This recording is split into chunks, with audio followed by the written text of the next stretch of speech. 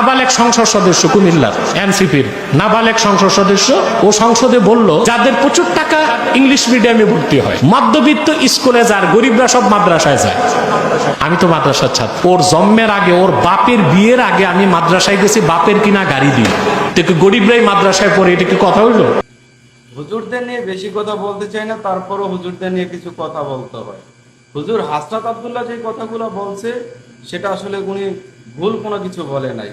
আপনার বাবার জমিদারি ছিল, আপনি সম্ভ্রান্ত পরিবারের ছেলে, আপনি গাড়ি নিয়ে মাদ্রাসাতে যাইতে পারছেন। আপনি খেয়াল করে দেখবেন যে যেই সমস্ত ফ্যামিলি দুর্বল, যাদের টাকা পয়সা কম আছে, তাদেরই বাচ্চা কাচ্চাগুলো মাদ্রাসাতে বেশি পড়ে লেখা করে। হুজুর এই কথাটা শুধু হাসনাত আব্দুল্লাহ একা বলে নাই, যাদের টাকা পয়সা আছে তারা স্কুল ভার্সিটিতে পড়ালেখা করে, আর যাদের টাকা পয়সা কম আছে তারা মাদ্রাসাতে পড়ে, বা এতিম বাচ্চাগুলো মাদ্রাসাতে পড়ালেখা করে।